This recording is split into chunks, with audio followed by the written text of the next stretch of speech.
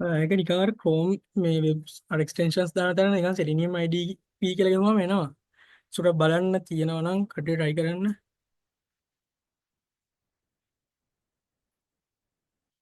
ඉස්සරහම project එකේ name එක දුන්නා මම. කැමති name එකක් දෙන්න පුළුවන්. මෙතනදී base URL එක දාන්න ඕනේ. දැන් අපි අද කරන project එකේම URL එක පාවිච්චි කරමු දිගටම. ඒක දාලා අපිට start recording දෙන්න විතරයි තියෙන්නේ. ඒතකොට යා කෙලින්ම අලුත් මේ Chrome එකකට ගිහිල්ලා ඒකෙන් අපි හදනවා. දැන් මේක අපිට කැමති විදිහට මේව කරන්න පුළුවන්. අපි normally කරන විදිහටම කරමු. පොඩක් load වෙන signal වල දැන් මොකද? හරි. එතකොට අපි නිකන් දාගෙන යන් අපිට edge එක කැමති එකක් type කරන්න පුළුවන්. අපි 28යි වගේ දාමු. ඔන්න female කියලා change කරමු. අපිට කැමති values දාගෙන යන්න පුළුවන්. අපිට මේක check කරන්න.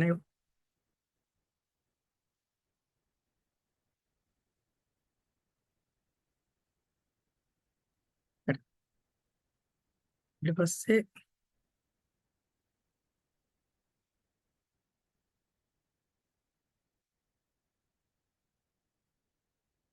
පොඩි එකක් තියෙන්නේ ඉන්නේ. ඊට පස්සේ අපි මේක play කරොත් එහෙම අපිට බලා ගන්න පුළුවන් මොකද කරේ කියලා. අර අපි enter කරන values අර ඉක්මනට යනවා. මේකක් ඇවිල්ලා තියෙනවා අර mouse එකෙන් හැගෙන ඉච්ච හින්දා. ඊට පස්සේ මේකේ තියෙන වාසිය තමයි අනිත් අපිට පුළුවන් මේක export කරගන්න.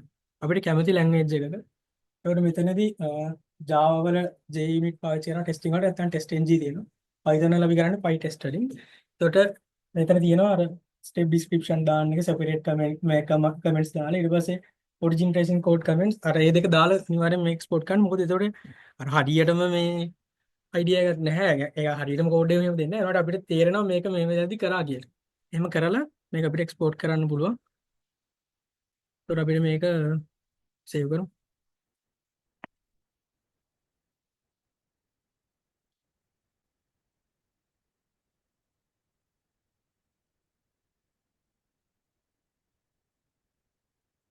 මෙතන තියෙනවා අපි මොනවද අර කරේ කියලා. නේ? අපි දාපු මේ 28 කියලා දැම්ම edge එකට. අර ඒ ටික ඔක්කොම විස්තර ටික මේකේ තියෙනවා. ඒතර සමහර කෙනාට අපිට අර සමහර එලිමන්ට්ස් කැච් කරගන්න බැරි වෙන පුළුවන් අර Chrome එකේ inspect ගිහිල්ලා එහෙම. ඒතර ඒ වගේ අවස්ථාවක් ආවොත් මේක පාවිච්චි කරලා බලන්න පුළුවන්. හරිද? එතකොට මේක ගොඩක් ලේසි. අතන මෙතන සම්පූර්ණ ස්ක්‍රිප්ට් එකම තියෙනවා කමෙන්ට්ස් උත් එක්ක. මෙතන තියෙනවා අර ක්ලික් කරා මේක ක්ලික් කරා මේක ක්ලික් කරා මේක ක්ලික් කරා කියලා මේ ක්ලික් කරලා මේ කිලෝ ගාන මෙහෙම දැම්මා මෙහෙම මෙහෙම කියලා. හරිද? ඒතර Selenium IDE එකේ තියෙන බොහොම ලේසි ඒක කිසිම කෝඩ් එකක් දැනගන්නවත් එහෙම මුකුත් උන්න නිකන් රෙකෝඩ් කරලා බලන්න තියෙන්නේ. ඒතකොට මේ අපි කම්ප්ලෙක්ස් ඇනලයිස් කරන්න ටිකක් අමාරුයි මේක. මේ කම්ප්ලෙක්ස් ඇනලිසිස් කරන්න බෑ නිකන් ෆ්ලෝ එක ගන්න පුළුවන්. මොකද මේ කියලා ගන්න පුළුවන්. මෙන්න මේ ඉස්සරහට තියෙනවා. මෙන්න මේ ID ගද්දි XPath ගද්දි සමහරකට කැච් කරගන්න අවා ගන්නවා වගේ බැරි වුණොත් මේක හොඳ ක්‍රමයක් අපිට අල්ල ගන්න පුළුවන්. හරිද? තේරෙනවද? දැන් ප්‍රශ්න නැහැ නේද? පුළුවන්. දැන් ඕන කවදා try කරලා බලන්න ප්‍රශ්න ටිකක් අහන්න. ඒ ලොකු එකක් නෙමෙයි. මේ නැත්නම් අපිට යන්න පුළුවන් ඊළඟ කැලේ. ඔය try කරන් ශ්‍රී ලංකාවට යනවා. ඉතින් ඔයලනේ. ඊළඟ කැලේ යන්න එන. ඔව්.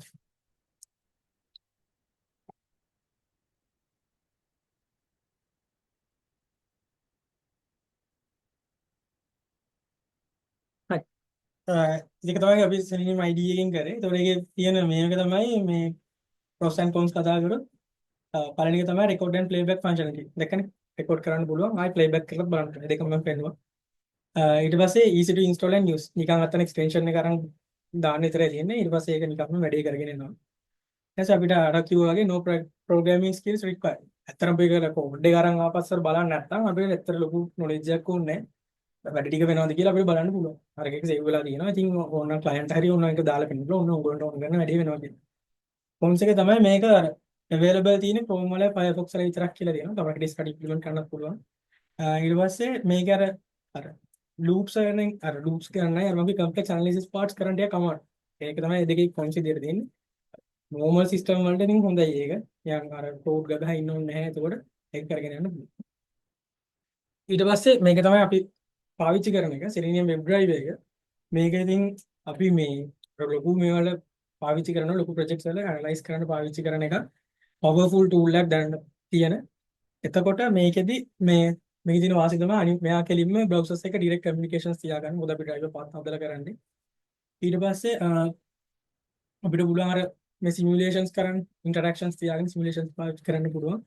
අපිට අර ඇඩිෂනල් කම්පොනන්ට්ස් ඕනේ නැහැ මේකේ. ඒ කියන්නේ අපි ඇනලයිස් පැත්තට යන්න නැත්නම් මේ සෙලිනියම් තියෙන ටික ඇති. මොකද පයි ටෙස්ට් හරි ටෙස්ට් එන්ජි හරි කොහොමද ඒක ඇතුළේ තමයි මේක කරන්න වෙන්නේ. ඒකට අපිට මේ දෙනවා. දැන් අපි ඇලුව රිපෝර්ට්ස් එක ජෙනරේට් කරනවා අලුතෙන් දා ගන්න ඕනේ. එහෙම නැතුව නිකන් කරනවා නම් ටෙස්ට් එන්ජි හරි පයි ටෙස්ට් හරි පාවිච්චි කරලා ඒකෙම ඕන කරන දේවල් ටික ඔක්කොම තියෙනවා. ඊට පස්සේ මේ එක්සිකියුෂන් ෆාස්ට් මේ ෆාස්ට් දැන් සෙලිනියම් ID. ඒකට අර එකේ දැන් ඉක්මනට ගියාට නැගින්නේ ලොකු සිස්ටම් කරද්දී ඒක ටිකක් වෙලා යන්න පුළුවන්. හැබැයි මේක ඉක්මනට වැඩේ කරන්න පුළුවන්. කොම්ස් තමයි අර කම්ප්ලෙක්සිටි ඉන්ස්ටෝල් කරගන්න එක ID එකට වඩා. මොකද දැන් සාමාන්‍යයෙන් දැන් Python වලින් කරනවා නම් පළවෙනි දේ Python lab එකේ තියෙනවා. ඊට පස්සේ Python කෝඩ් කරන්න පුළුවන් IDE එකක් තියෙනවා. ඊට පස්සේ IDE එකක් තියෙනවා. ඊට පස්සේ IDE එකේ ඇතුලේ තව dependencies install කරගන්න වෙන්න පුළුවන්. Java වලින් කරනවා නම් POM file එක update කරගන්න වෙන්න පුළුවන්.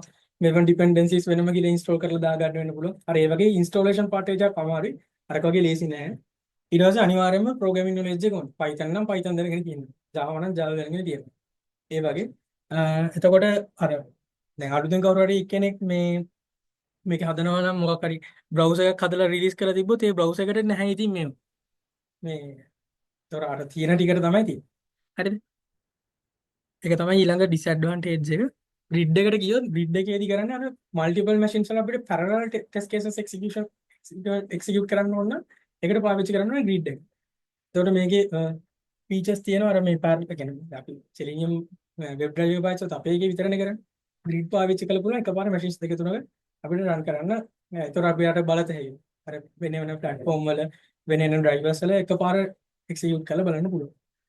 එතකොට මේකේ තියෙන features ටික ලොකු වෙලාවක් ගන්න ඕනේ ඔයාලට. මේ ඒක තමයි සාමාන්‍ය grid එක සරල කතාව ඒක. ඒතර අපි මෙහෙදි ගොඩක් පාවිච්චි කරන ફોකස් කරන web drive එකකට. මොකද අපි කෝඩ් කරලා අපිට reports generate කරගන්න, edit කරගන්න ඕනේ හින්දා. මේක තමයි සාමාන්‍යයෙන් ස්ට්‍රක්චර් එක Selenium පාවිච්චි කරද්දී අපි අර මෙච්චර කාල දන්නේ නැතුව හරි ගහලා තියෙන්නේ මෙන්න මේක. ඒතකොට අපි මේක හරියට දැනගෙන ගහුවා නම් අපි දන්නේ මොකද්ද වෙලා තියෙන්නේ කියලා. පළවෙනි එක තමයි අපි ටෙස්ට් සූට් එකක් හදන්න ඕනේ. ඒ සූට් එක කියන්නේ ටෙස්ට් කීප ටෙස්ට් වල කලෙක්ෂන් එක. ඒ සූට් එක ඇතුලේ තමයි ටෙස්ට් එක තියෙන්නේ. ඒතකොට සාමාන්‍ය අපි Java වලදී කරනවා නම් අර වෙනම Java ෆයිල්ස් හදාද කරනවා වගේ මෙතනදී වෙනම Python ෆයිල්ස් හදාද කරලා තියෙන්නේ testlog.py testsearch.py ඒව ෆයිල්ස් කීපයකින් තමයි ටෙස්ට් එක තියෙන්නේ. ඊළඟ එක තමයි ඒක එකක් ඇතුලේ තියෙන ක්ලාස්. ඒ ක්ලාස් එක ඇතුලේ තමයි අපි ලියන ටෙස්ට් මෙතඩ් එක තියෙන්නේ. ඒකට ඒකෙත් නම් දාලා දිනවා අර පැහැදිලි වෙන්න. අර DF වලින් අපි සාමාන්‍යයෙන් Python වල මෙතඩ් එකක් මේව කරන්නේ. ඒකට ඒක ඇතුලේ තමයි අපිට ඕන කරන මේකේ තියෙන්නේ. ඒකට මේක තමයි පාවිච්චි කරන ස්ට්‍රක්චර්. shoot එකේ ඉඳන් ටෙස්ට් ඊට පස්සේ ක්ලාස් ඊට පස්සේ මෙතඩ් තමයි අපි ඉම්ප්ලිමන්ට් කරන්නේ. ඒකට ඒක ඔක්කොම තියෙන shoot එකක් ඇතුලේ. ඒක අපි දන්නේ නැතුණාට ඒක තමයි මෙච්චර කල් පාවිච්චි කරලා තියෙන flow එක. හරි. මේක කරගෙන ඉන්න ඇති Python එකේ තියෙනවා දෙන ඔක්කොගම පොඩි එකක් කරමු. දැන් කරන ගමන් මේ පොල් තිබ්බොත් බලමු මොකද අවුල් යන්න පුළුවන් කරද්දි. ඉස්සෙල්ලා මම කිව්වා වගේ මේකෙදි Python install කරන් තියෙන්න ඕනේ. ඒතකොට මම මේක දැම්ම group එකට. Python install කරන්න පුළුවන් මේකේ සමහරකට link මේ වෙලා තියෙන පුළුවන් පොඩ්ඩක් බලන්න එක. ඊට පස්සේ තියෙනවා නම් Python version එක බලන්න පුළුවන්. Python මේක දාලා ගන්නවා CMD එක ගහලා බලන්න හැකි. ඊට පස්සේ PyCharm එක install කරගන්න. ඒකේ තියෙනවා අර paid version එකකුයි community edition එකකුයි. එතකොට community මේක install කරගන්න. ඊට පස්සේ තියෙනවා වෙන මේ dependencies ටික. එතන මම චුට්ටක් පෙන්නන්නම් IDE එක open කරලා. ඒක ඇතුලේ තියෙනවා මේ ටර්මිනල් එකක්. ඒ කියන්නේ සමහරුන්ගේ එක මෙන්න මේ වගේ පල්ලෙහා තියෙන්නේ ටර්මිනල් එක. සමහර අයගේ මේ පැත්තේ තියෙන්නේ. එතන තියෙනවා මෙන්න මේ ටර්මිනල් එක. ඒක ඔන් කරාට පස්සේ මේ දැන් අර error සබ්දයක් තියෙන්නේ. මේ ඔන් කරාට පස්සේ අර අතන තිබ්බ මේව ටික ගහලා ඉස්සෙල්ලාම Selenium install කරගන්න ඕනේ. pip install Selenium කියලා ගහම Selenium වලට ඕන කරන packages ටික install වෙනවා. ඊට පස්සේ අපි මේක කරන්නේ PyTest වලින්. PyTest වලට ඕන කරන packages ටික ඊට පස්සේ install වෙනවා. ඊට පස්සේ අර Algebra reports generate කරනවා නම් ඒවට ඕන කරන මේක ගන්න. මෙන්න මේ අන්තිම තුන්වෙනි code line එක ගන්න. ඒ ටික ගැහුවාට පස්සේ දැන් මගේ ඔක්කොම ටික ගහලා තින්නේ මම ආයෙ කරන්න යන්නේ ඒක. ඒ ටික ගැහුවට පස්සේ ඕන කරන dependencies ටික ඔක්කොම install වෙනවා. ඒ ටික install කරන්නේ නැතුව මේ මම ගහපු code එක තියෙන්නේ. මෙන්න මේවා අපිට පාවිච්චි කරන්න බෑ. දැක්කනේ import කරලා තියෙනවා. PyTest Algebra Selenium web drive එක ඔක්කොම install කරලා තියෙන්නේ package එක ඇතුළේ තියෙන dependencies. ඒ ඉස්සෙල්ලා install කරගෙන ඉන්නවා dependencies ටික. හරිද? ඊට පස්සේ අපි ගියත් ඊට පස්සේ වැදගත්ම එක තමයි Chrome drive එක බලන එක. ඒතකොට ඔයගොල්ලෝ දන්නවනේ Chrome version එක බලන ඉතින් Chrome එකට ගිහිලා අර ඩොට් තුන ඔබලා about එකට ගිහිල්ලා බලන්න ඕනේ Chrome version එක. ඊට පස්සේ මේකේ link එක තියෙනවා. මේක ක්ලික් කරලා යන්න පුළුවන්. ගියාට පස්සේ මෙතන තියෙනවා මේ Chrome drive එක install කරගන්න විදිය. ඒතර මෙතන තියෙනවා stable beta div Android එහෙම කියලා. ඒතර මෙතනින් stable version එක බලන්න. ඒක ක්ලික් කරාට පස්සේ මෙතන තියෙන ඔක්කොම drivers ටික ඕන කර. මෙතනදී ඔයගොල්ලෝගේ machine එකට match වෙන විදියට බලන්න. එතකොට මෙතනදී අපි Chrome කියන එක නෙමෙයි ගන්නේ Chrome drive එක. Chrome drive එක. ඒතර අපි සාමාන්‍ය Windows 64 යන්නේ. ඒකේ මෙන්න මෙතන link එක copy කරලා අලුත් tab එකක දාලා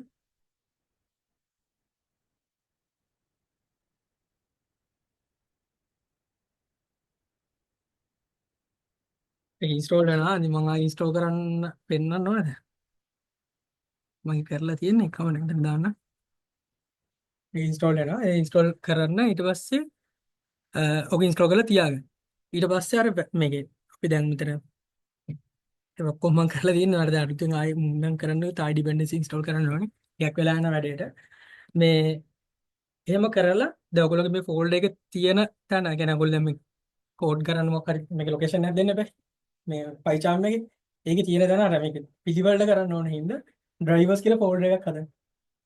ඉතින් drivers කියලා ෆෝල්ඩර් එකක් හදලා ඒ driver එක ඇතුළට අර zip එකක් විතර හරි install වෙන්නේ. මම ඒක පෙන්නන්න ගිහින්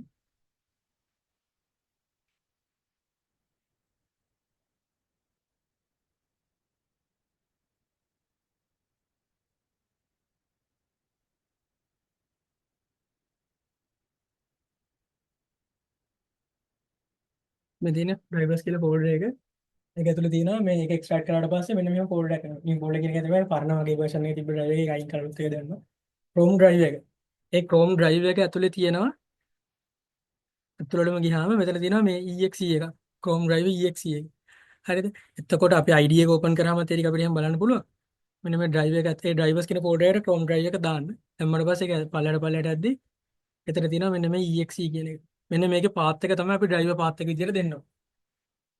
එහෙම තමයි Chrome එකේ driver path එක හදන්නේ. එහෙම හරි. එතකොට මේක බලමු ආයෙ copy paste කරද්දි මේ path එක හදද්දි